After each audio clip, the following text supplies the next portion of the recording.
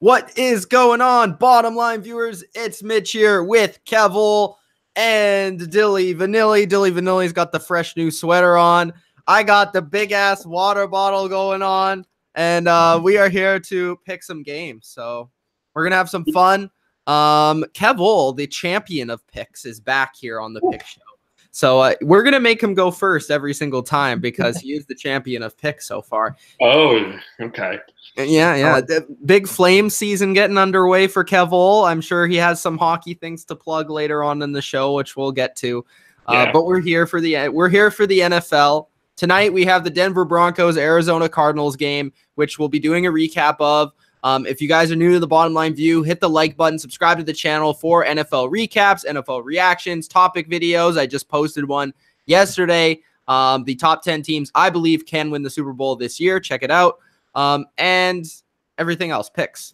All right. So, Mitch, I'm shocked that you didn't put the Oakland Raiders on that list. I did not put the Oakland Raiders on that list. And we'll get to some reasons why in a little bit when we talk about those Oakland Raiders.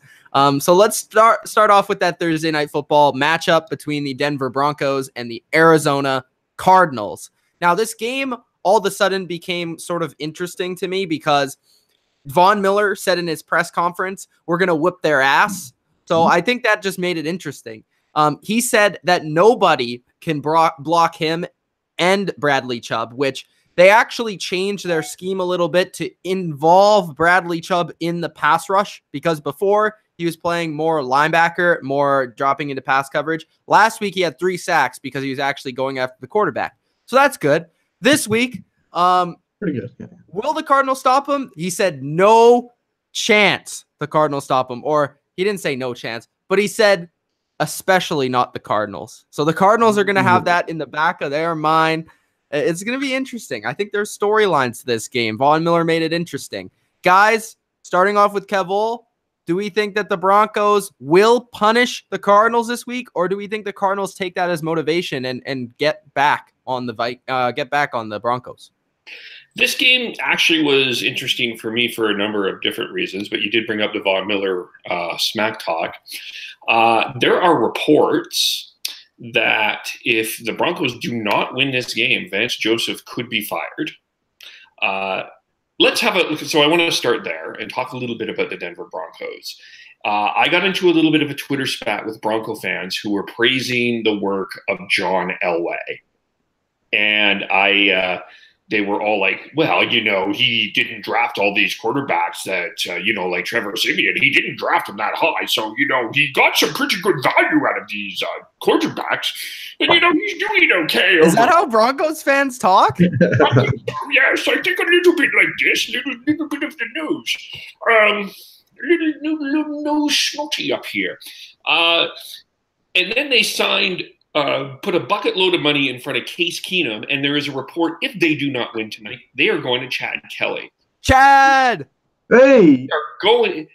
Proof again, John Elway is the most overrated executive in the National Football League, and it's not debatable. Passed off on Patrick Mahomes. I'm just saying. He passed up on Patrick Mahomes. Just going to put that out there. So Von Miller can talk all the smack that he wants. On the other side of the Arizona Cardinals, he also passed up a lot of other quarterbacks in this year's draft, although we don't really know about them that much yet. But yeah. On the other side, Mike McCoy has won 1 game out of the last 10 as an offensive coordinator. And he's rumored, if they lose, he's out. He could be out as offensive coordinator for the Arizona Cardinals.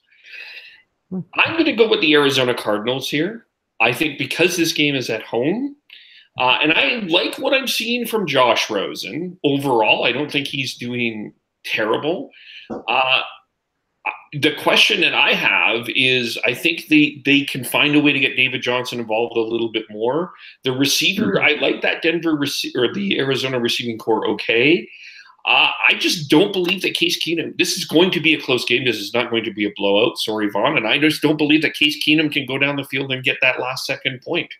I think Arizona is going to win this game because it is at home. If this was in Denver, I would probably pick Denver.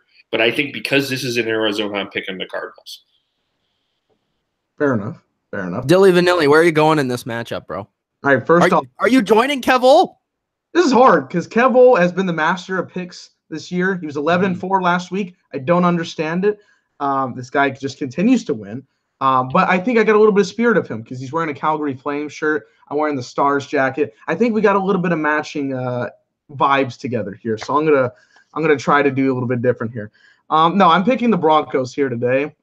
This is an interesting game, like you said, like Kevole brought up. A lot of firings could happen as a result of this game. The Broncos started off hot with 2 impressive victories to start off the year, and now have degraded to 2-4 and pretty much at the bottom of their own division if it wasn't for Oakland. And this is a weird team to look at because there's a lot of good things on defense, especially with how the production of Bradley Chubb last week. But their offense, led by Case Keenum, just can't get it done at the right moments. And there's, good receivers. We talked about Demaryius Thomas. Emmanuel Sanders is still there. Cortland Sutton is very, very good. But we haven't seen it get it done in the big moments. But I think against Arizona, I think they're going to capitalize. Maybe they get Rosen a little bit off guard. I do like Rosen. He's still my number 1 favorite quarterback from this past draft in terms of talents. And I think they're just going to get the defense pressured on him. I don't think it's going to be a very high-scoring game. I'd say somewhere between like 20 to 14, somewhere around there. But I think the Broncos are going to get it done and pressure the offensive line of the Cardinals. So Broncos are the team I'm picking. All right, and for me, we got 1 for the Cardinals, 1 for the Broncos. There's a swing vote here. I'm going with the away team. Usually I go with the home team on Thursday Night Football if it's a close matchup. But in this one, I'm going with the Broncos. And I think a lot of it actually has to do with what Von Miller said. I think that the Broncos are going to be motivated. And I think when somebody like Von Miller, the undisputed leader of this football team, comes out and says something like that, I think that's going to mean a lot to his team, and they're going to play well in this game. And I do think 2 of the key things that the Broncos do well, which is pressure the quarterback and run the football. I think those are 2 of the key things that the Arizona Cardinals don't do well, which is pass protect and stop the run. The Rams are 31st against, or not the Rams, the Cardinals are 31st against the run, and they are not a very good offensive line. And I think Von Miller made a point by saying that they couldn't stop him and Bradley Chubb because they're not a very good offensive line. I think part of the reason why this offense has struggled, even with David Johnson, they can't run block well. They can't pass block well. They don't have a lot of weapons to really deal with in the passing game. So I don't think that will be a big deal for the Broncos defense. And I just think overall the Broncos are a more talented team. I think they have some playmakers on offense that can make a couple of plays here and there to get this win. And yeah, Case Keenum not played well so far this year, and hopefully he can bounce back. But I don't see like Josh Rosen at this point in his career, especially with the players around him, being able to out-duel him. So I'm going to go with the Broncos in this game. All righty. Interesting enough. All right. The next game, we have the Tennessee Titans, arguably the most confusing team in the NFL, taking on one of the other most confusing teams in the NFL, the LA Chargers, in this matchup. Kevole, where are you going here? Yeah, you're right. 2 confusing teams, but I feel like the Chargers are this team that I suspected was going to start slow. And I do have them, remember, winning the AFC and being in the Super Bowl, going from the 5 spot. I think we're slowly starting to see the Chargers kind of pick up a little bit. They have one of the better running back duels with Gordon and Eckler. Their defense has been off and on. Once they get Joey Bosa back, they will be better. I don't know. Like the Titans, sometimes they beat the Philadelphia Eagles, and sometimes they get shut out by the Baltimore Ravens. So I don't know what to make about what this Tennessee Titan team is. It's a very confusing team that I think is probably going to have to search for a quarterback next year. I'm going with the Chargers here. I just think overall, I think they're the more complete team. And I think that they're the team that seems to be the team on the rise for me. So I'm taking the Chargers here.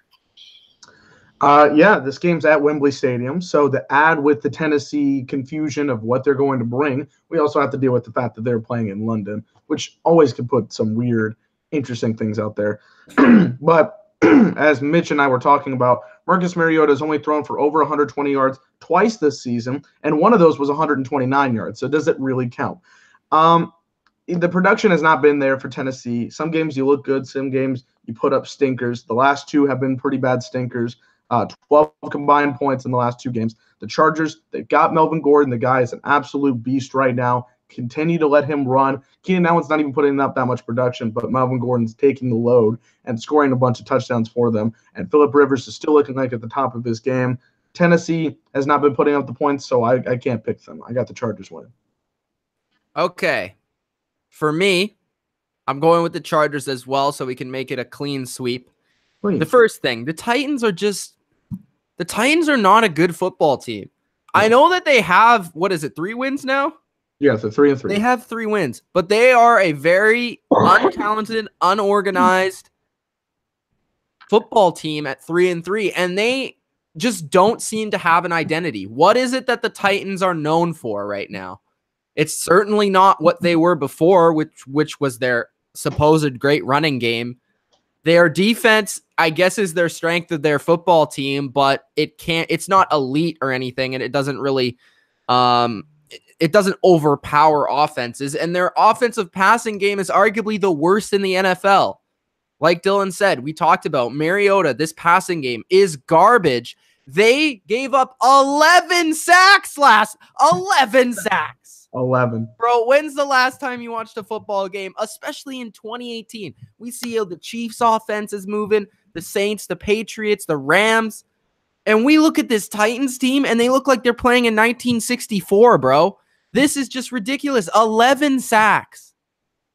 11. I know that the Ravens defense is arguably the best in the league, but 11 sacks is pretty pathetic in any year, in any decade, in any football game.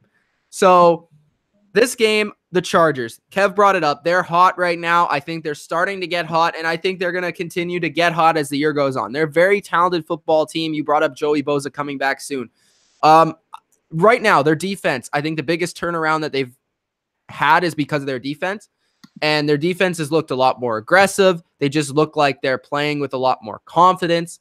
They're flying to the football. And yeah, they haven't played the same quality of teams. They lost to the Rams and the Chiefs, who are 2 of the top 4 teams in the NFL. But, they're still dominating. Usually a Chargers team from the past against the Browns. The reason why I expected a great game against the Browns last week and why I did the stream for that game is because usually the Chargers are a team that play down to their opponent or play to their opponent's level. And usually it provides for a very entertaining football game. But in that game, the Chargers were the more talented team. They came out and they absolutely dominated thoroughly the Browns. Every facet of football, they ran the ball down their throat. Melvin Gordon looks like MVP level, running back right now. Him and Todd Gurley have been awesome. Anthony Lynn, another point. He's a wizard with running backs. So if they can continue to with this running game of the Chargers, I think that they can be a very dangerous team in the AFC, and we know Joey Bosa is coming back. And they're the 3rd best team in the AFC right now, as far as I'm concerned. So I'm going to go with the Chargers here in this game. And like we all said, I just think they're the more talented football team. Okay, the next matchup is the New England Patriots against the Chicago Bears. As we know, this is titled the Mitch Milani game. I am a big Rooter fan, closet fan There you go. of the Chicago Bears. I've been on their bandwagon for at least a year and a half, maybe 2 years, some would say, if you've watched this channel, of the Chicago Bears and their resurgence to a good football team. And I still believe they're a good football team, but they're facing my New England Patriots, who just took down the undefeated Kansas City Chiefs. So this is actually a really good matchup between defense, offense. The Bears are at home here, and Mitch Trubisky has looked better as of late. Kevole, who are you picking in this game? The Bears are one of these teams that you want to like, and you wanted them to go to Miami, and you thought, they would beat Miami.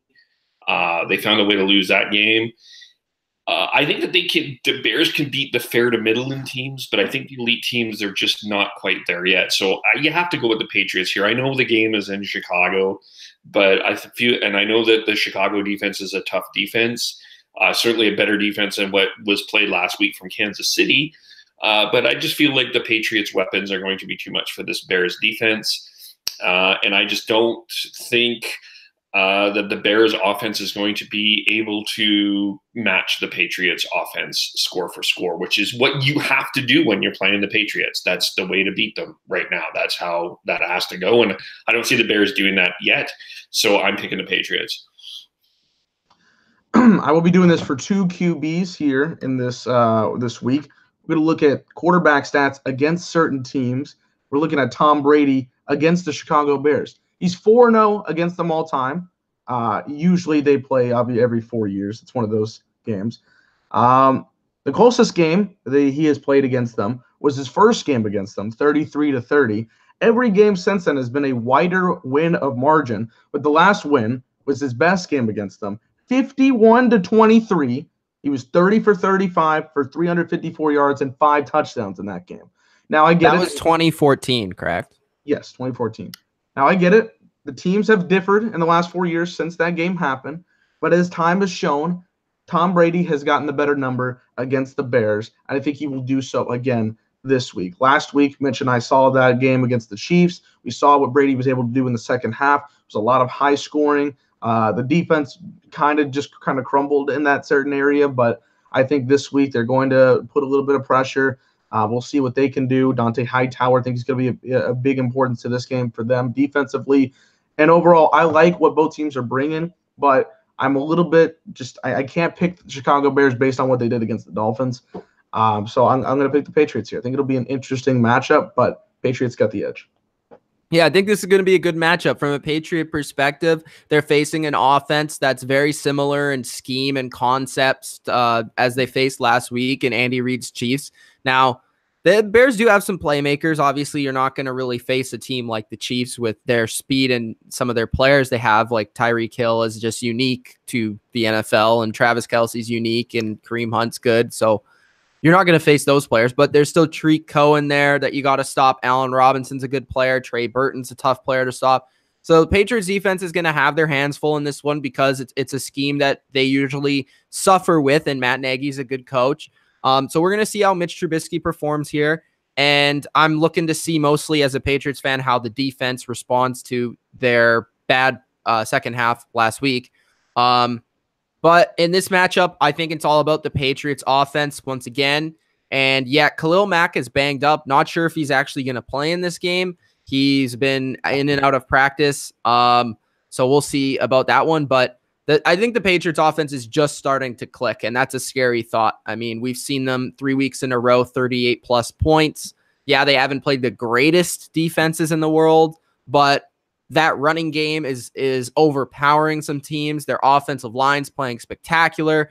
Josh Gordon's getting into it. Julian Edelman is back. So I just feel like the Patriots are a roll out of bed 30-point offense at this point, and I don't think that the Bears could score 30 points in this game. I'm going to say that the game's going to be exactly 30-20 for the Patriots on the road. So we'll see. We'll see. That's one of the games of the week. Moving on to the next matchup, we have the Buffalo Bills at the Indianapolis Colts, going from one of the games of the week to one of the snoozers of the week. But I guess it's not really a snoozer, because on one side you have the exciting Andrew Luck and the garbage man, the greatest garbage man of all time. And then on the other side, Dilly, who do you have? Derek Anderson. Fucking yes. I can't wait. Let's stream that game. I don't care. Derek Anderson. 35-year-old Derek Anderson. Kevole, are you picking 35-year-old Derek Anderson? No, but he is better than Nathan Peterman. Yes. I'm pretty convinced Dylan is better than Nathan Peterman right now. No offense, Dylan. It was a slam towards towards Nathan Peterman.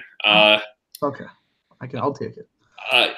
Yeah, I'm picking the Colts here. I really, and I'm not enamored with this Colts team, but I feel like for this game at home, they'll be okay. They have some weapons though, too. I think Marlon Mack and Eric Ebron has found a home there in Indianapolis, and with Andrew Luck.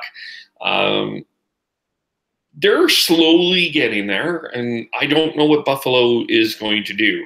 Actually, I have no idea what Buffalo's game plan is week to week. I often shrug with Buffalo, and somehow they've won a couple of games this year. I have no idea how they have accomplished this. So, last time Derek Anderson was on the football field was in 2016 when Cam Newton was suspended for one series because he violated dress code. Derek Anderson was on the field. Seahawks. Yes. Didn't he throw a pick six? And he threw a pick six in the first play. I don't know why I remember that. I remember it because the game Earl Thomas broke his leg. Oh, really? Oh. Yeah. Who won that game? Panthers? No. Seahawks killed them. Okay. Yeah, that was the last time we saw Derek Anderson on the football field. One throw, one pick six. The Bills really love that because they brought him in. And they have Nathan Peterman, who, by the way, had the opportunity to give them a win last week against the Texans. It was tied 13-13, and then he threw pick six with 90 seconds left. It was like the play last year. I think it was the Jets and the Dolphins, Mitch, where I forgot who it was. Just threw an interception right to the other team. It was game over. It was was it McCown? Was it McCown? I remember I was so angry because I picked the Jets or something. McCown threw an interception just right to them. Right to the guy. Like it was like he threw it like it was his receiver. It was exactly what happened last week. I mean, it was easy Houston touchdown. And then he just threw one up in the air to try to give them the win, and they got picked off for the loss. I can't pick the Bills in any confidence. No way. And Andrew Luck has been throwing the ball pretty well. He's been throwing the ball a lot. So against a lower team like this, he'll get the victory. Colts win. I am going with the Colts as well. I just don't have any trust in the quarterback situation of the Bills. Possibly if Josh Allen was playing, it would be closer because they've played competitive when he's in, and they've won a couple games. And they could have won last week, to be quite honest with you, even against the Texans. Yeah. They're in a very close game. But this one against the Colts, I like Andrew Luck to have a big performance here. And T.Y. Hilton is back. He's been practicing, so I'm expecting a big T.Y. Hilton game. He desperately needs him because his receivers can't stop dropping the ball. So I'm going to go Andrew Luck and the Colts in this game. Plus, they're getting a little bit healthier as well on the defensive side of the ball, so that should help. The next game is the Cleveland Brownies at the Tampa Bay Buccaneers. And I still don't know who I'm going to pick, so I'm going to allow these two fellows to give me their thoughts on the game. This is a really tough one because you like a lot of what Cleveland, Baker Mayfield's making some plays. They're finding ways to either win or stay in games. Tampa Bay is a weird team. I don't know. Like, I still would think if it was me, I would still be going with Ryan Fitzpatrick. Excuse me. Sorry. I feel I'm going to go with the home. Thank you. I'm going to go with the home team here. I'm going to go with Tampa Bay. They're certainly not where they were at the start of the season. They got off to a nice start, but I think at home, I think gives them a little bit of an advantage.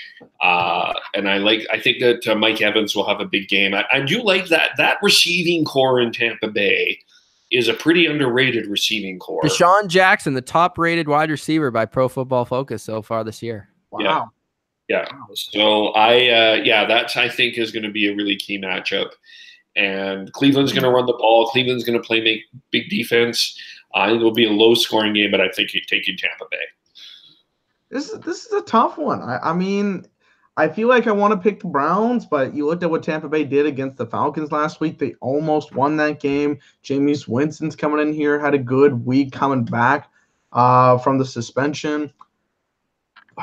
And the Browns didn't look all that good against the Chargers, to be quite honest with you. But I'm going to go with the Brownies. Neither team looks all that great to me. Not one team has really satisfied me the way I want them to. But I've seen a little bit more out of the Browns in terms of consistency, I guess, which is sad because neither of them really been consistent. But I feel like the Browns are coming in here, 2-3-1. I feel like a win would put a nice confidence boost for their team going forward. And I think Baker Mayfield saw that this was a big struggle for him last week against the Chargers. And I think this week, coming here against the Bucs, who have not been the greatest defensive team in the world this season, I think he can get it done and make the big plays. And maybe we'll see a bounce-back game for Jarvis Landry, who did not have a good game last week. So I'm going to pick the Browns. I think they can come back and win this one. Yeah, Jarvis Landry's trying to silence his haters. Dilly wants some stratisfaction over there. He's not getting any. It's guaranteed. For me, I'm going with the Tampa Bay Buccaneers because I watched the Browns play last week. I was not impressed with what I saw. And in this game, I've been saying Jameis Winston had a great preseason. He had a great game last week. He's playing a secondary that's giving up a lot of plays, a lot of big plays.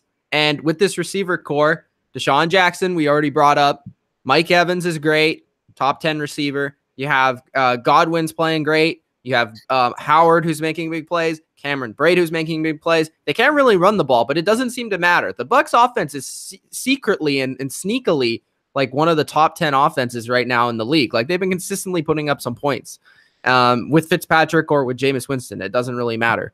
So in this game, I actually expect it to not be a low-scoring game, but I expect it to be a shootout. I actually think Landry, Mayfield will get it going in this game, but I think the Bucs will be able to outscore them at home in this game. And I think it is a big thing that they did fire their defensive coordinator, Mike Smith, because the Bucs defense is the worst in the NFL right now. And I don't think it could get worse from a coaching perspective. So get that guy out of there, get someone else in. And it's not like their defense is the least talented in the league. Their secondary is not very talented, but their front seven is pretty talented. They just need to figure some things out. They've just been playing the same stupid defenses over and over and over again, like we've been talking about with the other division rival, the Atlanta Falcons. But I'm going to go with the Bucs, and I'm expecting this to be an exciting game, one of the under-the-radar games of the week. In the next matchup, but before we get to the next matchup, which I'm going to tease real quick, the Minnesota Vikings and the New York Jets, we're going to go to the live chat. Dilly Vanilli, what do we have in the live chat? The chat. Nerd Kent, always in the chat. What's up, buddy? He says the Titans suck. They won't go anywhere. Yeah, that's fact. Deshaun's hyping up that Matty Ice and Eli Manning matchup on Monday, which not a lot of people are going to do. It's going to be a snooze fest, as Kevole is showing us there. It will be a snooze fest. Let's see. By the end of Sunday, the Rams will be 7-0, says Deshaun. Will that happen? Is it just me, or do I find it like super entertaining to watch the Giants? Like, I don't care if they're good or like really you just like it for the drama. So dramatic. They have turned into the most dramatic team in the NFL. They have replaced. Yeah, that's why I like watching them. They're very dramatic. The NFL. They're great television. Television-wise, yes. And that'll be Monday night. That's prime time. Everybody. Well, I guess they had that last week, too. And we'll get to that one. Trust me. We'll get to that one. People are talking about the Bears, but they're obviously going to go for the Patriots to win that game. Osweiler or Josh Rosen Superflex League? What do you? I would say just quit the league. But honestly, you need to retire if that's your target. Bro, how about that CJ Beathard start last week? Oh, I know I lost, but that was a pretty good. That was pretty savvy. That was surprising. All right. Osweiler or Rosen? Like, you would want to go Osweiler based off last week, but quite honestly, can you go Osweiler 2 weeks in a row? He's at home. Yeah, he is facing Patricia's defense, and he always did terrible against the Patriots, though. That's tough. I mean, if you're basing it off history, you probably want to go with Osweiler. It's bad either way. It's not very good. Both are at home, at least. The Broncos are the better defense, but Rosen's the better quarterback. I actually would go Rosen. I think I'm going to go Rosen. I was leaning towards Rosen because I just feel like he has less of a chance to absolutely destroy your team. So I'm going to go with Rosen. And if Osweiler throws 3 touchdowns or whatever, sorry, I'm not willing to start Brock Osweiler. I don't care how many yards after the catch his receivers got for him last week, which was exactly 277 of his 300-something yards. So there you go. And I will say quit the league. No, I'll go with Rosen. Colts are underrated, says Go Skittle. They've won one game. Come on. You can't call them underrated.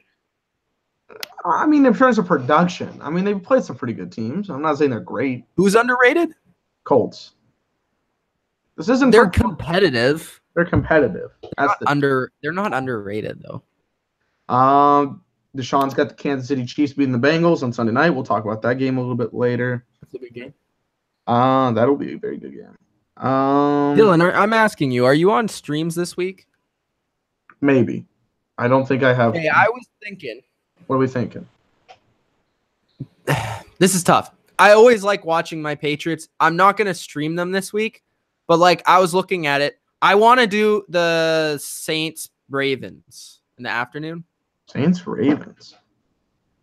That's not going to be on my TV. I'll have to find a stream for it. I just looked at my. There is the Panthers Eagles at 1 o'clock, but I want to watch Patriots Bears. So like I don't want to.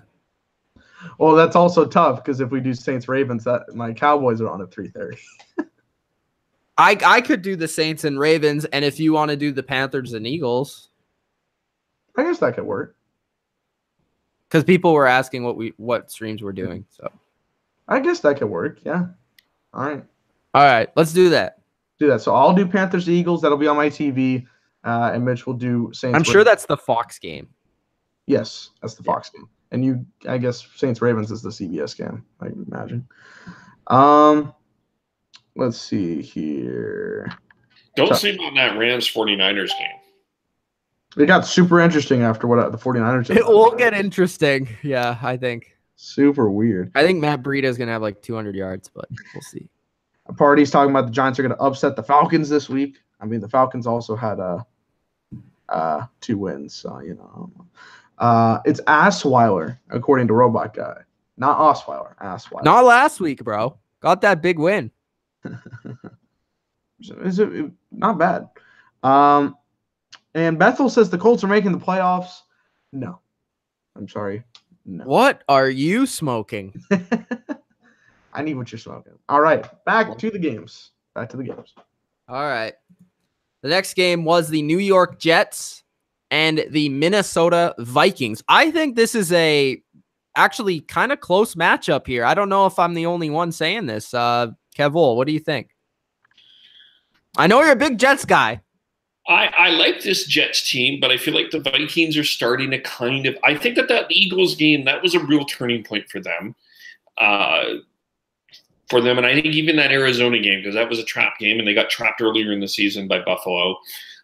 So they're slowly starting to turn this around a little bit. I just think Adam Thielen is one of the best receivers in the league. I think Kirk Cousins is getting the job done. That offense is finding ways to score. They found ways to use Latavius Murray. I just think the Vikings are a better team than the Jets right now. So that's why I'm picking the Vikings. But I do think the Jets will give them a fight until the fourth quarter. And then I think the Vikings will wear them down.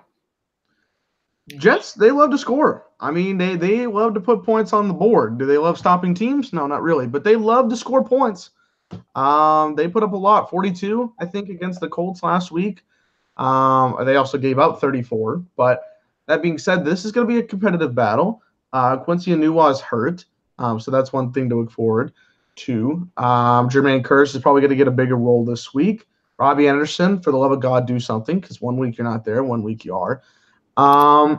And, you know, Isaiah Crowell, you couldn't do much better than 219 rushing yards, but he did have quite a drop-off from that week to last week. So is he going to make that presence? I don't know. But the question is Sam Darnold going to throw for as many yards as he did last week? And I just don't think he will do it this week against the Vikings. I think the Vikings are going to try to calm that down. Like Kevole said, that win against the Eagles was massive for their season going forward, because you go in, 2-3-1, or excuse me, 2-1, whatever. It's going to be 1-2-1, because they didn't even have a second win. That'd be huge if they were in that situation against some of these other teams. This is a big victory for them because they need to continue that NFC North race, and they'll get it done. So going with the Vikings. Yeah, I don't want to overcomplicate it. I'm going to go with the Vikings, but I think this game is going to be really entertaining. I think this game is going to be super close. I'm not sure whether it's going to be a shootout or a lower scoring game. In the modern NFL, you lean towards shootout, but I just don't know. I want to see more from the Vikings defense. Yeah, they've played better as of late, but they played against the struggling Eagles offensive line, and they played against the Cardinals last week. Yeah, it looks better. I just think the way that Kirk Cousins is balling right now, and the way that Thielen's playing, like Kevole brought up, and the way, Diggs and Murray have played, it's hard to not go with the Vikings, even on the road. And yeah, Sam Darnold's looked good. The Jets as a team, they fight. They play well. They play hard. I just think that overall the Vikings, more talented team, veteran team with a little bit more experience, I think will be able to get this victory. But again, I think it will be a close game and a good matchup. So all of us are on the Vikings. The next matchup is the Houston Texans at the Jacksonville Jaguars, and arguably the most interesting game of the week. This is a very interesting game of the week. Last week, the Texans escaped and won against the Nate Peterman pick sixes. And the Jacksonville Jaguars got absolutely destroyed, dominated against the Dallas Cowboys. This is tough, guys. I don't know where you're going to go with this one because Houston looked promising. They had that disappointing performance against the Bills, but they still got the win. And the Jaguars have been on the downturn. So where are you guys going? Well, first of all, I'm going to make this statement, and you're not going to like it, Mitch, but I think that we're starting to see the overrating of the Jacksonville Jaguars defense. I think that their teams are starting to figure them out, and I think it's getting tougher for them to play the type of defense that they want, especially on the road when Bortles is awful as a road quarterback. He's better at home, for sure. He's awful, period, but yeah, he's better at home. Yes, he's definitely better at home. Houston has overall been lucky this year. Yeah, okay, you look back at that Dallas game. They should have, in one hand, they should have blown them out. On the other hand, you could have looked at that 4th and 1 and said Dallas should have won that game. This is a team that I find to be very talented and you want to salivate over. But at other times, I just I don't know. I just don't think they can get it together. That's why I'm going to pick the Jags. I think Jags at home, Bortles is better. I think when the game's on the line, I can't trust the Houston Texans to win a game. Houston cannot win a meaningful game. It's just statistically proven they have a tough time. And don't forget, their first win of the season, they almost blew it against the Colts as well. They are not that good of a team right now. Like, I know that people are seeing a 3 wins in a row. This is an ugly 3 wins in a row, not a, wow, look out for the Houston Texans. So I'm taking the Jags. I would agree with that. I don't think this is going to be close. What I saw, I watched the Jags pretty extensively last week as a Cowboys fan. And what I noticed is that this really wasn't a game where Blake Bortles threw it away. This was a complete team effort in a loss. It wasn't Blake Bortles throwing 3 picks like he did against Kansas City and basically wasting that opportunity.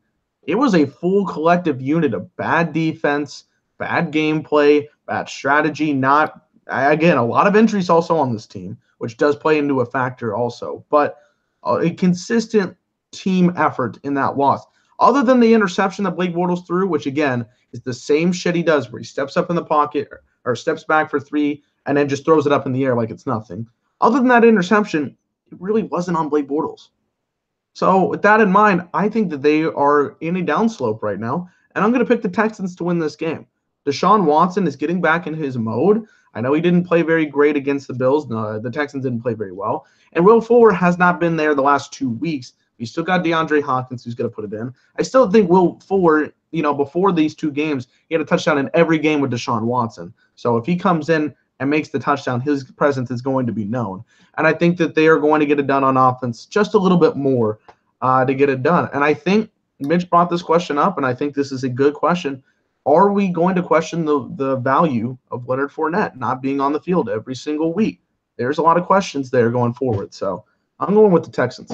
One other thing, though, I just want to say, because you guys are I'm actually quite concerned the way Deshaun Watson's playing. Not necessarily in terms of his performance, like his results, but that guy is going to get himself killed.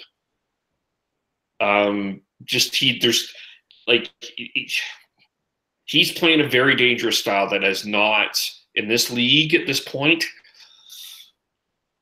He's primed for some concussions. That's one thing I'm also very concerned about the Texans. And if he goes down, that season is OVERRRRRRRRRRRRR over. A lot of R's. I will say, though, if the Jags don't win this game, they'll miss the playoffs. That's my stand. Wow. I have a couple of things here to say. So, the Jacksonville Jaguars last year against the Houston Texans. They won 29-7 and 45-7. Now, I don't think Deshaun Watson played in one of those games, but he didn't play in both. The other key stat I want to bring up: total quarterback hits allowed through week 6. The Houston Texans have allowed 70 quarterback hits. The second highest is Atlanta and Cleveland at 49. That's 21 more quarterback hits than any other team in the NFL. You guys think Seattle's offensive line's bad? 36 quarterback hits. You guys think Minnesota's offensive line is bad? 43 quarterback hits. You guys think Buffalo's offensive line is bad? 39 quarterback hits. Houston, 70 quarterback hits. Now, some of that's the offensive line. Some of that's Deshaun Watson holding onto the ball. But 70 quarterback hits against the Jacksonville Jaguars, who just got shellacked at home. And yeah, Bortles is better at home. I'm going to go with the Jaguars. I think the biggest issue right now with the Jaguars is complementary football. Their defense plays well till a certain point. Even against the Dallas Cowboys last week, they play well till a certain point. Once they get down by a certain amount of points, they give up. And then the offense can't redeem itself, and then it just spirals out of control, and then the other team goes off and wins. The second biggest problem is their defense. They need to change their scheme.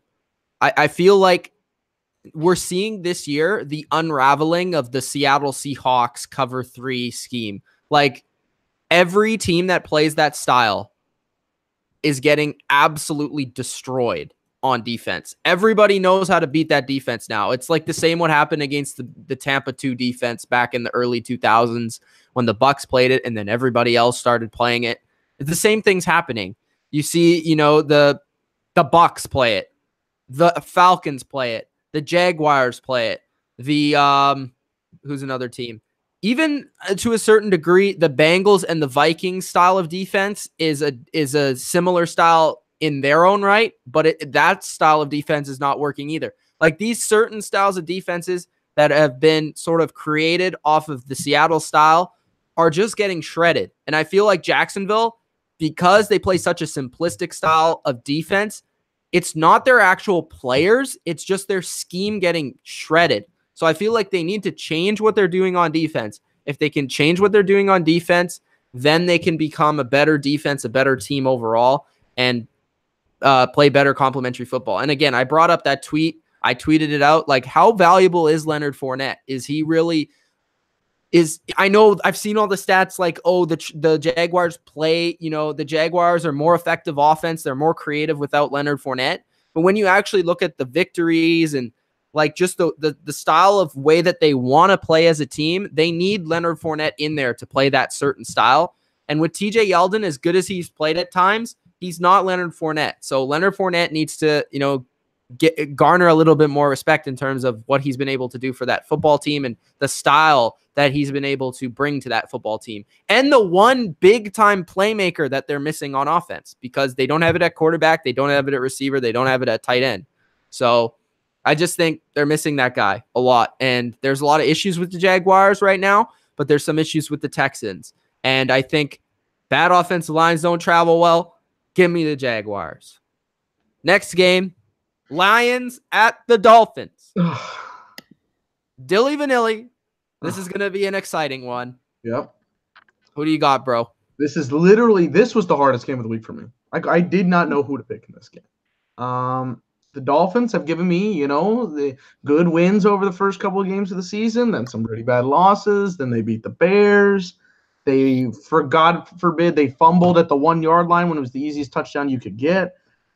Brock Osweiler was the quarterback. And then the Lions have been inconsistent, even though I think that there are some pretty good players there and some good talent. I don't think I picked the Dolphins all year, but I'm going to go with them this time. I think the Dolphins are going to get the W. Albert Wilson has been a beast. I mean, this guy is killing it out there, and he hasn't even had the best quarterbacks on the field for him. So he is doing what is necessary to give them the win. The running game is not that great. Kenyon Drake has not showed up the way that people want him to, including me. Frank Gore. Kev, how old is Frank Gore right now? I forgot his age. 160. 160 years old. Did he get younger? Oh yeah, you're right. He's 240. Okay. But actually, I think something has happened. Last week, he looked a little took some pills, or he like. Well, maybe he did because he had 12 fantasy points, which I mean, or he's like one of those Daredevil villains, something like that. It's crazy. I mean, their team is built on you would think that they would be in a worse shape than they are right now, but they're getting the victories. They're getting something done. And honestly, Detroit's been one of those up and down teams. They beat the Packers, so I'm like, yay. But then, how good are the Packers? They almost just lost to the 49ers. The Lions have been inconsistent in their gameplay as well. I think even though this is Brock Osweiler we're talking about, and I cannot stress enough how much I don't trust him, I think the Dolphins are going to get this victory, and it's also at home. So I think that's a key. So I'm going to go with the Dolphins. I'm also going with the Dolphins. I've disrespected the Dolphins a lot, and I don't think I've picked the Dolphins once this year. So this is, I think, the first time that I have picked the Dolphins. But Miami has typically done well at home against the New England style. So that's one thing that I find interesting. And this receiving core, not only Albert Wilson, but Jakeem Grant, they're run after the catch style. I think they're very comfortable playing at home as well. And I think they've had more home games than Denver, Mitch. I know that this is their sixth. That's impossible. That's not possible. It's pretty low. Wait, what happened? I didn't hear it. Miami, I think, has played out of their 6 games that they played this year. They played 9 home games. It feels like not a possible thing. Maybe. Yeah. Yeah, I just feel like Detroit is still in this inconsistent mode. And I just feel like Miami can beat a team like Detroit. Miami is like Chicago in a lot of ways. I think they can beat a lot of these middle teams, but I think the upper echelon teams are going to give them trouble. So I'll pick Miami this week. Okay, I'm surprised. I'm going with the Lions here. Yeah. You guys disrespect the Dolphins. Who cares? I'm disrespecting the Dolphins. Okay. Brock Osweiler versus Matt Stafford. Give me Matt Stafford. Matt Patricia versus Brock Osweiler. Man, it's been something to behold. Brock Osweiler's played your quarterback can throw to a receiver that can run after the catch. Yes, that is a problem. That's going to be. I think that the Lions will be all over that this week. I think that the Lions are going to come out. I really like what the Lions have done over the past 3-4 weeks. I think since week 1, everybody remembers that blowout game. I mean, week 2, they lost a close one to Jimmy G's 49ers in a shootout. Week 3, they destroyed the Patriots. Week 4, they barely lost to the Cowboys. Week 5, they beat the Packers. Then they had their bye. So they're coming off a bye week. Maybe they'll be a little bit rusty, but I feel like this is going to actually give Matt Patricia an opportunity and that coaching staff to go in and say, okay, what are our flaws? What do we need to fix? What do we need to do? And I think they're actually starting to become a balanced offense. Kerryon Johnson, I think, might have his breakout game this game. I think I'm starting to like the Lions a little bit, and I didn't like them before the year, and I'm glad that I like them a little bit more now. I think their offense is dynamic. It's going to be tough for the Dolphins to stop that. And I think that their defense can play well enough to get this win. And I just don't trust Brock Osweiler on back-to-back games. He might play great one game, but the next game he's going to not play great. It's Brock Osweiler. He's the heist for a reason. So I'm going with the Detroit Lions. All right. Again, this is the hardest game for me to pick all week, so not swaying either. If this was in Detroit, I might agree with you, to be honest. Okay. Let's go to arguably the game of the week. We have Cam versus Carson Wentz and the Philadelphia Super Bowl champion Eagles. The Philadelphia Eagles are at home in this game. And last year, I believe they played, I think it was a Thursday night game, and I think it was also in Philadelphia. It was a very close game. It was a good game. The Eagles did win that one, of course. And this year, I think it's going to be a pretty similar type of ball game, a very close, probably defensive game. What do you guys think about this one?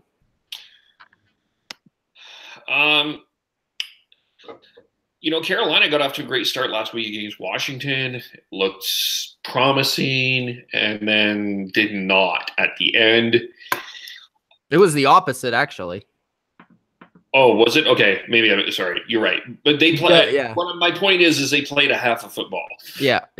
I don't feel the Eagles are getting there. A lot of last week's results for the Eagles, I think, was more Giants than Eagles. I would argue a lot. I think that you could run the ball on this Eagles team. I think Shaquan showed that. I expect Carolina will be running the ball. I think that this will be a close game. It wouldn't surprise me if Carolina pulls this out, but I also feel like Carolina finds ways at times to shoot themselves in the foot, especially on the road, and that's why I'm going to go with the Eagles. But I think it's a last-second field goal type of game. So I will go with the Eagles, not surprised, though, if the Panthers win. Okay, we had a last-second field goal opportunity for the Panthers, and they won that game a couple weeks ago. So, Graham Gano. And Graham Gano. The best kickball player there is in the NFL. Just saying. Yeah. Who, by the way, missed an extra point last week. I don't understand how you go from 63 to missing an extra point. Okay. Anyways, Panthers, Eagles. By the way, I'm going to do this as my last game, and then if you can let me, I'm going to go through the rest of my games and then leave. I don't know. Should I let him, Kev? Yes. No. Okay. No. What the heck, bro? I'm going to just go through all the games afterwards after you go. But this is an interesting game. I like what these teams have been very interesting to watch because the Eagles are the reigning Super Bowl champions, the defending Super Bowl champions, but they really haven't played like it. 3-3. They got a pretty easy victory against the Giants because the Giants are crushing in all forms of their team on Thursday Night Football. And the Panthers, it was a close game against the Redskins. They just weren't able to pull it out. I've got more confidence in what I've seen out of the Panthers this season than I have in the Eagles, and that's why I'm going to take the Panthers. I know Philadelphia's at home. That could be a very good scenario, but they also played the Vikings at home and they lost. So I think the Panthers are going to go out there. Christian McCaffrey thinks he's going to have a big game, and I think they're going to step up and realize they probably. I think you said that every week. What's that? I think you said that every week. Christian McCaffrey's going to have a big game. Most of the time you're right, but I mean. I'm just going to continue to rely on that. No, but I think the Panthers, they realized that they maybe should have won that game last week, and they're going to be a little bit fired up because they need to contend in that NFC South.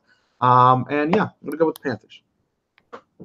Okay. Do you want to run through your games, or you want to wait for me to pick this game and then run through your games? I'll let you pick, and then I'll go through it. Okay. For this game, I think it's going to be really close, but I just have to go with the Eagles. I can't disrespect them here in a big game at home. I think it's a tight game. Both these teams are very close. I think this is a close matchup. And I just want to bring up this stat again because I talked about the Texans, 70 quarterback hits. The Panthers, okay, their offensive line.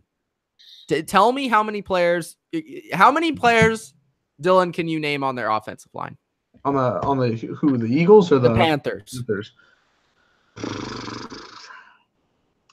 None. I'm thinking none. Okay. Most people could name Ryan Khalil. I was thinking Trey Turner, I would say. Well, I don't know if most people can name Trey Turner, but I can name Trey Turner off the top of my head. So, and a couple of their other starters are injured. So this is their offensive line currently. Chris Clark. Garbage. Greg Van Roten. Who? Ryan Khalil, Trey Turner, Taylor Moton. Okay. They have allowed the second least amount of quarterback hits. Now, is that Cam Newton or is that the offensive line or what is this? That has to be Cam. I'm sorry. That has to be Cam. Like, that's like weird. That's like Ryan Khalil is like the big guy. That's about it. I will say they do play so far by Pro Football Focus, the best defensive line in terms of pressures this year. So that's going to be a very interesting matchup. And it's on the road, so that's going to be tough. I got to go with the Eagles, though, because I just like what I've seen from their offense. And the Panthers defense at times has been taken advantage of through the passing game. I think the Eagles can hit a couple of big plays. I am concerned about their offensive line still protecting Carson Wentz, but I think if they can get, their run game going somewhat and then hitting those plays to Alshon Jeffrey and Zach Ertz's been unstoppable so far. Alshon Jeffrey's looked really good.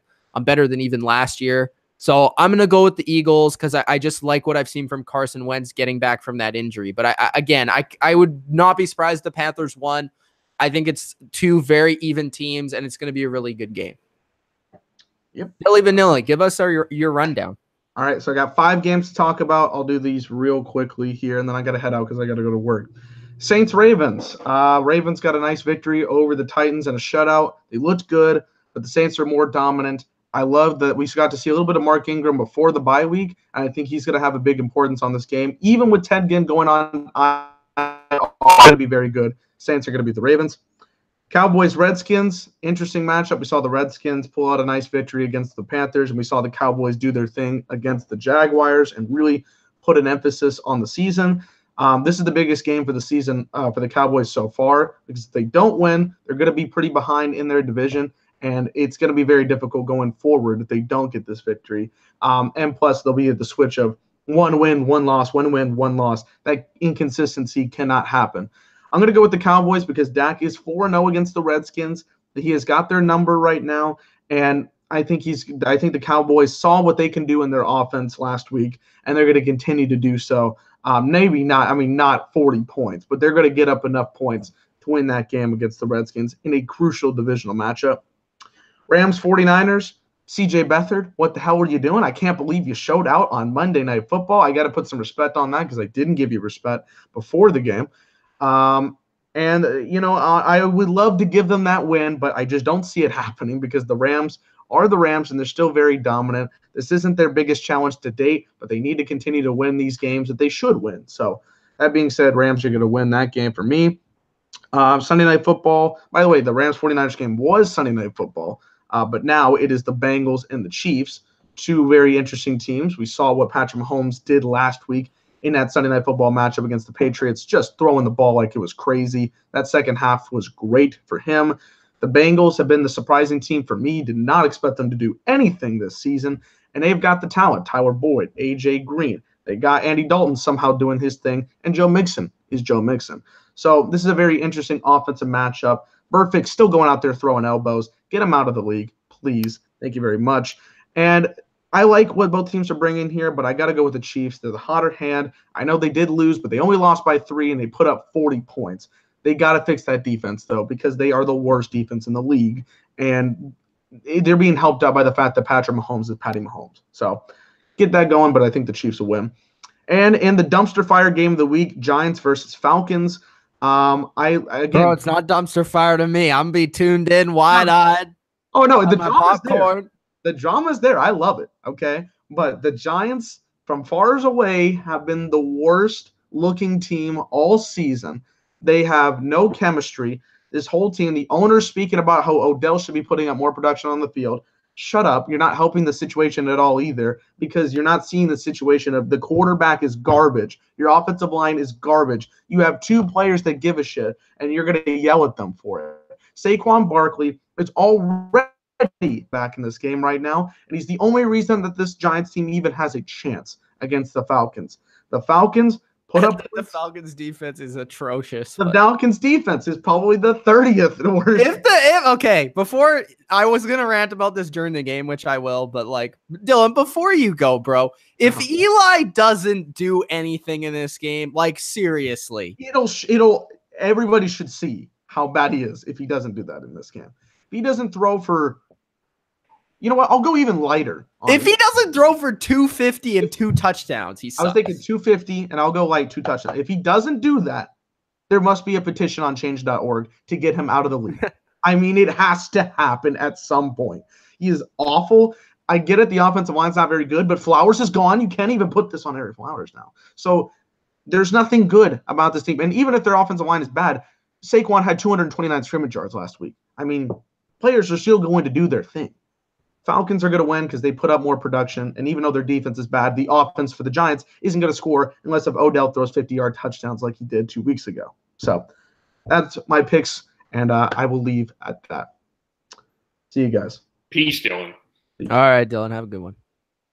Thank you. Okay, Kevole. It's just you and I, Kevole. Just you and I, the survivors.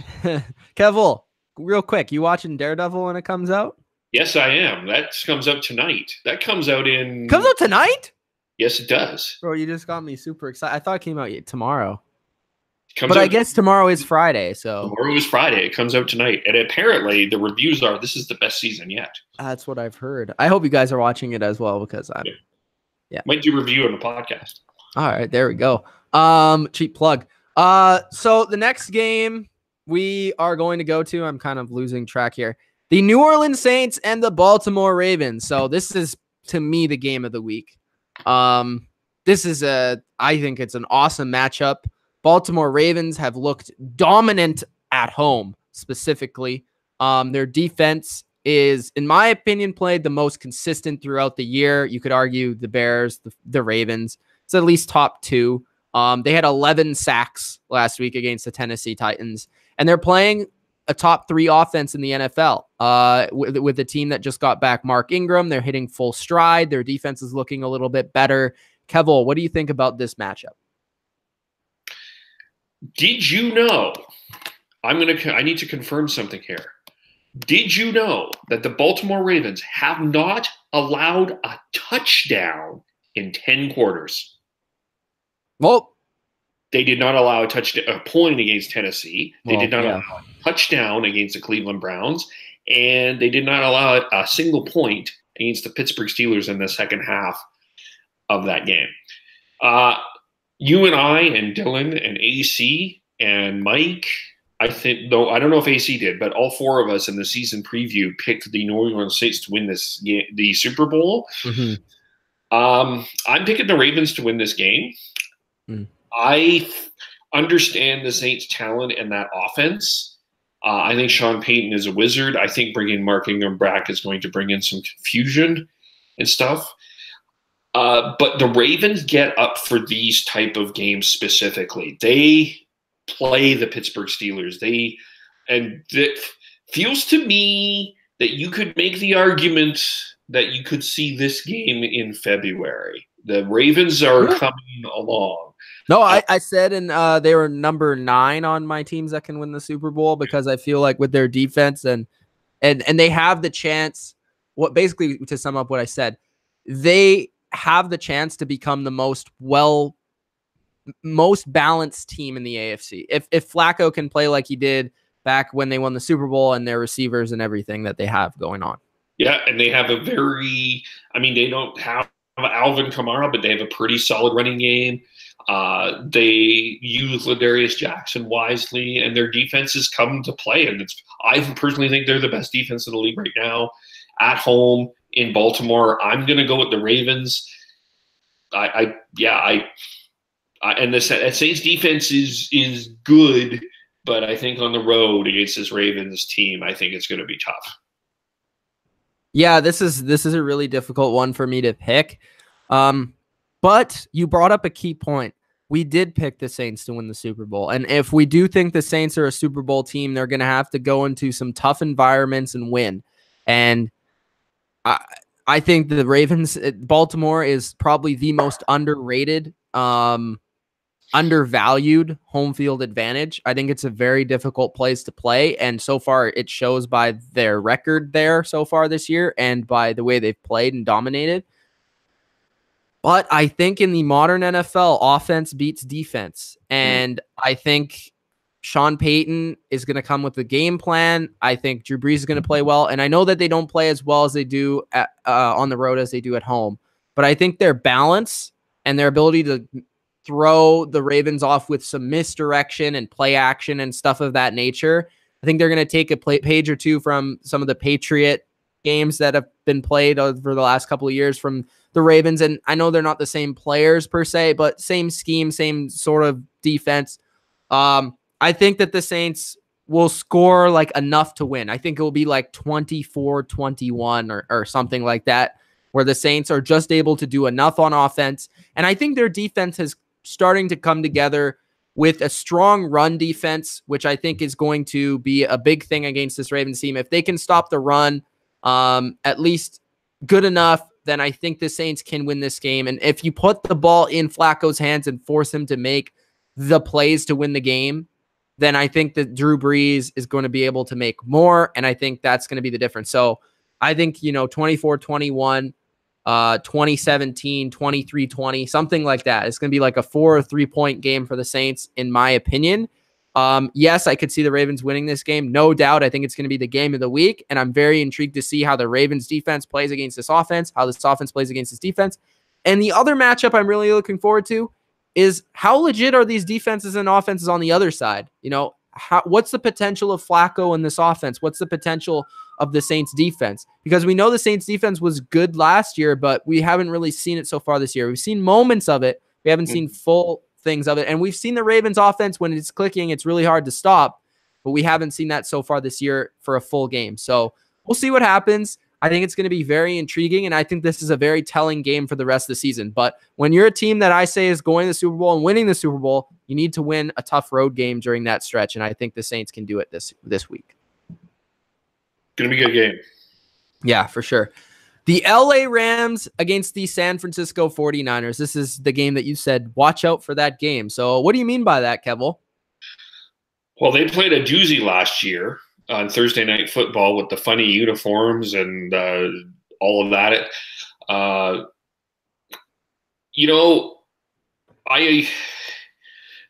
thing about the LA Rams that I understand why everybody's enamored with them. But you look back against that game in Seattle, DJ Fluker abused Ndamukong Suh. And basically Ndamukong was a pillow and was keep getting pushed back. That secondary is missing a key. Good thing. Yeah, keep building up DJ Fluker. Good idea. Yes. Yeah.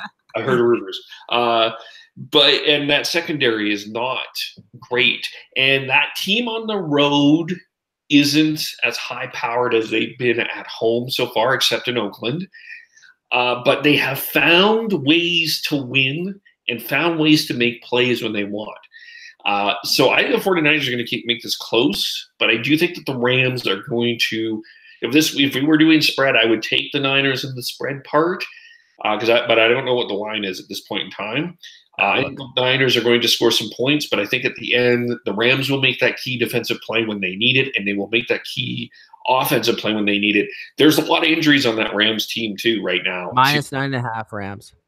Yeah, I think the Niners cover. I think it's a touchdown game, but I do think the Rams win. But I think the Niners are going to give them a run at home. Okay. Yeah, the Niners looked impressive, no doubt, against the Packers, but I think a lot of that was the Packers. And I know that Kyle Shanahan's a wizard, and he does stuff with CJ Beathard that shouldn't be possible. And the run game for the 49ers is pretty awesome. 6.8 yards per carry for Matt Breida so far. I think that the 49ers will be able to move the ball and score points in this game, but I just think there's no way possible the 49ers are going to stop the Rams. I think it will be like 40-28 for the Rams in this game. I think that, the 49ers will score, but the Rams will just dominate. And I don't know if they're going to punt in this game. The 49ers defense is pretty bad. They don't have maybe they'll do decent against the run, but I just think they're going to be committing a lot to it. And then they're going to be giving up big plays down the field. And Cooper Kupp is probably out for this game. I'm not sure, but I just think the Rams are too powerful on offense for them to be stopped in this game, specifically, against this defense. It's over under 52. So See how that works out. I think the I over-under for Sunday night's 58, so it's not even the highest. I would even go with the over on that. One thing I did hear that I thought was interesting is Kyle Shanahan thinks Marquise Goodwin is faster than Tyreek Hill. I don't think so. I think Marquise Goodwin is the second fastest player, probably. Yeah, I still would say Hill, but like he's got to back his own player. Kyle Shanahan, little Carter there. If you guys don't know, he's a big Lil Wayne fan, and it was pretty funny what he was wearing. Bro, can any other coach just rock that like sweater and the hat? I've never seen a coach wear a hat like that in a football game before. But anyways, we're both going with the Rams, but it should be a decent game overall and should at least provide some big points. Yeah. The Cowboys against the Washington Redskins. This is the game I really wanted Dilly Vanilli to discuss. He picked the Cowboys, right? Yeah. Yeah, of course. This week, the Cowboys coming off a big win. And in some aspects, that concerns me. Because I don't know if the Cowboys can handle that success. I don't know if they're really ready for that. He's clapping. He's just, he's going to be smacking everybody on the butt. I think the Cowboys are feeling themselves. And I think the Redskins had a really nice win last week, even though the Panthers sort of gave that game away in many aspects. The Redskins did come out and win, and it was at home. And I think this is going to be a nasty, low-scoring football game. I think this is going to be sort of an old-school game. I think both defenses are pretty solid. I think both teams want to establish the run game with Adrian Peterson and Zeke and those strong offensive lines. And I think that's going to be the way and the style it's played. But I just trust the Redskins here in an NFC East matchup that's at home. And I think by beating the Panthers, it showed me a little bit more than even from what I've seen from the Cowboys. I like what the Cowboys did last week, but I feel like a lot of that offense last week was formulated through a lot of smoke screens, a lot of scheme. And I think the Redskins aren't going to be playing the same way the Jaguars did last week. And I actually really have liked the Redskins big boys up front stopping the run. So I'm going to go with the Redskins, but I think it'll be like a 3-point game. I am also going with Washington as well. I think at home, I just don't see the Cowboys as a consistent team at this point. I'm starting to like their linebackers, Van Den Esch, and those guys are really good, and their defense has been pretty solid throughout the year, to give them credit. But I think Chris Thompson's going to have a good game in this game too. The receivers are going to be solid. I just feel like Washington has more weapons at home. I feel like Washington's going to win this game. And I think at this point you can make a legitimate argument as of today they're the best team in the NFC East. I don't think you can say that going forward. But I think it's going to be interesting between those three teams in the NFC East because the other team doesn't exist. The Eagles, the Cowboys, and the Redskins to see how this works out. Because I believe whatever team does the best within the division will win the division and make the playoffs. Okay. Next matchup, we have the Sunday Nighter. Yep, Sunday Nighter. Cincinnati Bengals at the Kansas City Chiefs. It was flexed into Sunday Night Football. Wasn't before, but they realized, hey, the Chiefs are probably like the most exciting team in football right now, and we got to put them on as many primetime games as possible because Patrick Mahomes is friggin' crazy, and Tyreek Hill is fast as F, and they're just too much fun. Like, how could you not put this team on primetime? And also, we have the Red Rifle. We have AJ Green. We have Tyler Boyd. So this game's going to be a lot of fun. Overall, I'm going with the Chiefs because that offense is just too tough to stop. And they're at Arrowhead. This place is going to be loud. And Andy Dalton on prime time? Are you kidding me? Give me the Chiefs, Kev. Yeah, me too. But I feel like the Bengals blew a big game last week against the Steelers. But I feel like that was a game that they needed to win and they didn't. I still like Andy Dalton. I still like their weapons. I think not having Giovanni Bernard is to supplant Joe Mixon and give a different look, I think is going to be a problem in this game. At some point, though, this KC defense has to make a stop, like just a tackle, push someone out of bounds. A punt, create something. Because Patrick Mahomes, it's as this season goes on, they're not going to be scoring 40 points every game. But I do see KC winning this one. I don't know, man. I think they could. I think they could. Their offense is legit for sure. And can we say Tyreek Hill? Like, is Tyreek Hill the best receiver in the NFL right now? No, I think it's Adam Thielen. But I think Tyreek Hill is in my top 3. He's probably the most dangerous player in the NFL. For sure. Adam Thielen is just the most complete. Sure. He caught it. Hill caught the ball full stop against like 3 Patriot defenders and ran full speed into the end zone. And it looked like Duron Harmon was in quicksand. Yeah. That's how fast he is. And Kareem Hunt looks like he's running with power. Mahomes is making stupid throws to the left and like throwing it across the field. Yeah, the defense needs to make a couple stops, but they're a scary team when it comes to getting Eric Berry back and Justin Houston, and they're definitely a very talented team. They just need to figure it out on defense somewhat.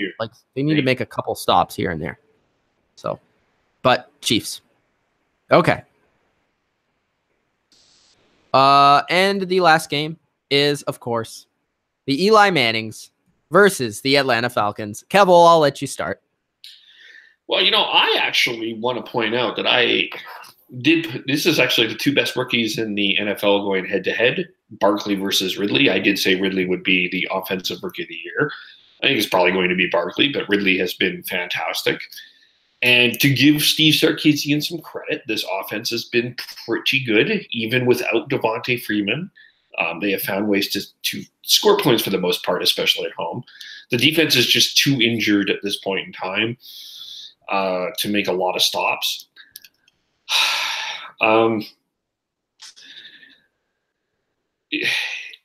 just can't trust Eli. I can't trust. I also don't think this Giants defense is that good. I just don't think, and I don't think Pat Shurmur is a good coach. I just don't think he's. I don't think he's the answer for what the Giants need at this point.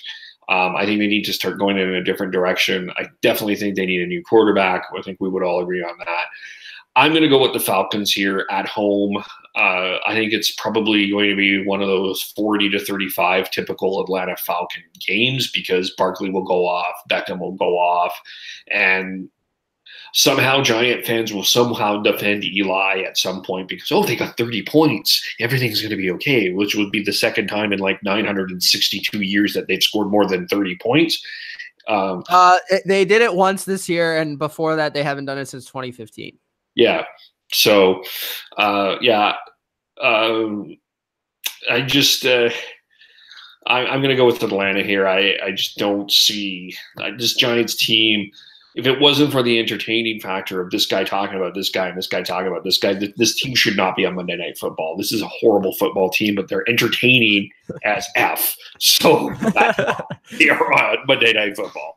Exactly, Kevole. I'm picking Atlanta because I swore, even though I picked them last week for shits and giggles, I would not pick the Giants ever again until Eli Manning is not the quarterback of this team. So I'm not picking the Giants ever again, even though Eli Manning, as we brought up earlier, if he does not have a good game in this game, retire on the spot. I mean, the Atlanta Falcons defense has been giving up 300 yards and 3 touchdowns to Joe Smo Blow.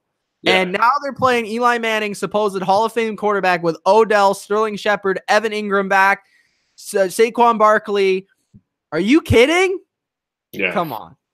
In a dome? Are you kidding? Okay. Jeez.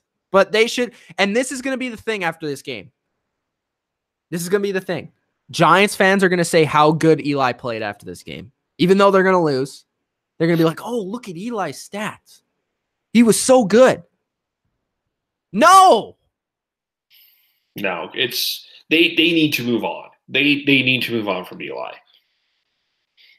He sucks. Okay? Stop blaming it on Odell and everybody else and the offensive line and poor Flowers. It's Eli, okay? But for the Falcons, Ultra, I'm sorry. You said that the Falcons could make the playoffs on one of my videos. I'm sorry. You said that they could be a Super Bowl contender, actually. You didn't even say playoff. Bro, they're done. Stick a fork in them. They're done. They're going to win this game. They're playing Eli. But after that, they're not going to win. I'm going to say 30-20. Eli makes it look good at the end of the day. Odell scores. Saquon scores. Everybody has some fun. There's lots of drama involved, but they're not going to win. Atlanta will win. All right. That's everything. That's all the picks. Well, let's get to the comment section. Let's see what the people are saying. I have to go up a little bit. Ultra says Kevole is a legend. Thank you. He says he's also watching this at school. What do you think about Hot Take Hockey John saying Affetti is probably the lowest IQ player I've ever seen? He makes the Hawks offensive line trash. Well, the Hawks offensive line has played pretty much better because they have more talent, because they have DJ Fluker. See, I did it again for you there. You're welcome. Yeah, Affetti isn't great, but they found ways to keep him in better positions, I think, and they're able to run the ball. Yeah, if you know, I'm even Seahawks fans are not like in love with Jermaine Affetti for sure. Okay. I do want to say Ultra is talking about how Matt Ryan is this great quarterback and going on to bring up the point that he has more passing touchdowns than Joe Montana. Can we stop that? Two different eras. Matt Ryan literally started when like the passing boom started and Joe Montana played in like the late 70s and 80s into the 90s. Can we not compare their passing touchdown numbers? Thank you. It's like comparing Morgan Riley to Bobby Orr. Stop it. Yeah, Morgan Riley is the greatest defenseman in NHL history. So yeah. And Austin Matthews is better than Connor McDavid and Sidney Crosby. He is. He's on pace. Today we did in journalism class, Kevole. You'd love this. Okay, we had to do an article with a stat, right? So like we needed to intertwine stats into our articles, right?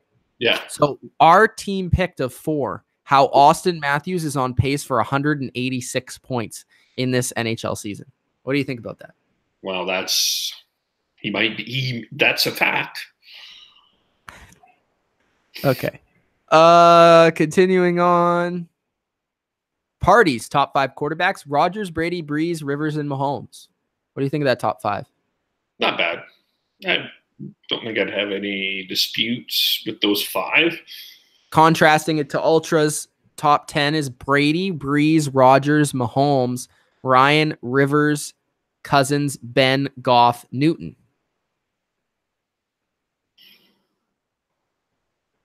Goff could be in your top 5. I think I wouldn't have a problem with Goff in anybody's top 5. All right. What else we got here? Bodo's big on the Ravens this week. Okay. He says Saints are soft. Ravens are going to hit them hard. Could happen. Party says, someone explain to me how Luck is not in the top 10. He puts up decent stats with wide receivers you guys can't name, not named T.Y. Hilton. No, I could also point out why Russell Wilson isn't in people's top 10 either. Fair point. I think Luck and Wilson could both be definitely in the top 10. They would probably be in my top 10.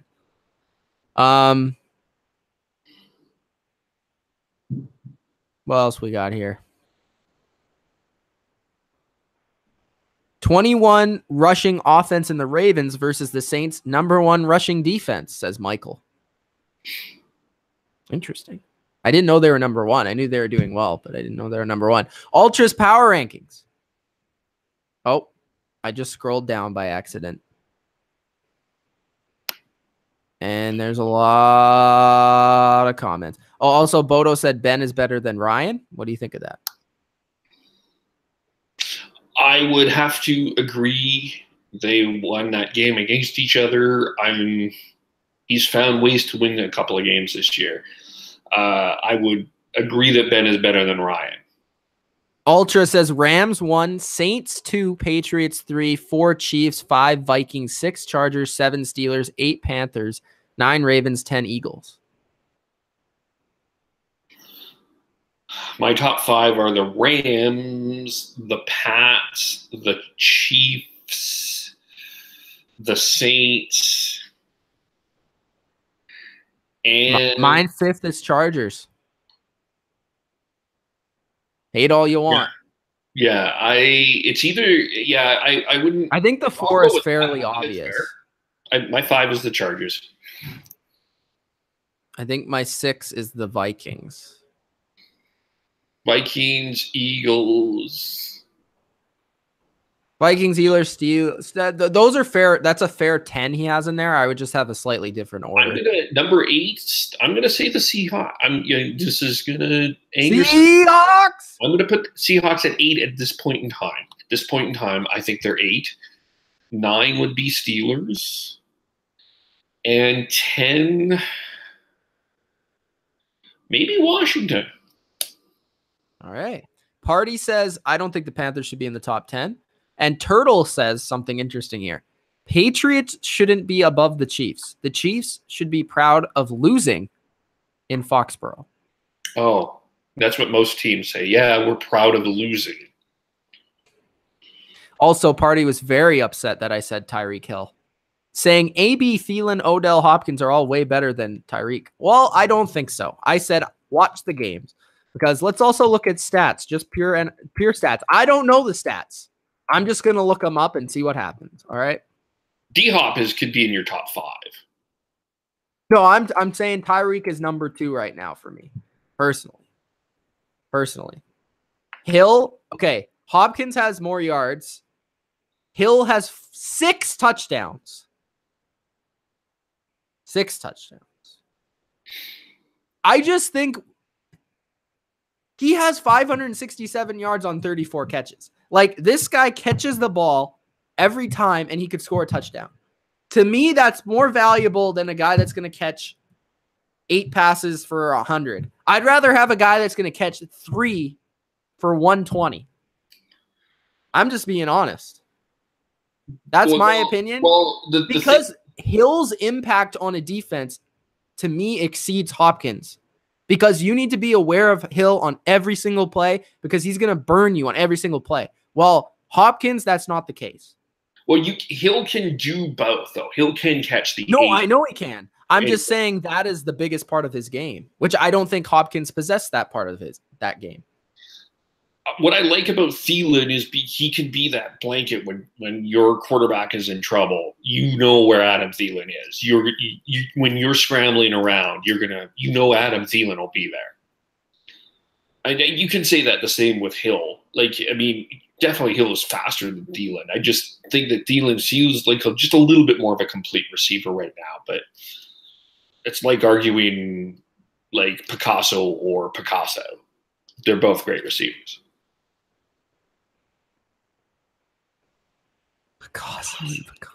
Picasso or Picasso? Someone said it's like comparing Roman Reigns to Stone Cold. I don't know what the comparison is, but yeah. Hot Take Hockey says, actually, some people do say Matthews over McDavid, and they're stupid drunk. Okay. Yes, they are. Good. Yeah. He also says, let's be real. Seahawks could easily beat the Broncos if not for Janikowski choking. Should be 4-2. Ifs and buts, candies and something. All right, guys. I think that's going to end it. I hope you enjoyed the picks today for myself, the return of Kevole and Dilly Vanilli. If you did, hit that like button, subscribe to the channel for more NFL. Kevole, do you want to plug anything to the people still watching out there right now? We've got another hockey podcast coming out this weekend. We're going to talk about the Pedersen hit. We probably will talk about the McAvoy hit. That's also creating some controversy.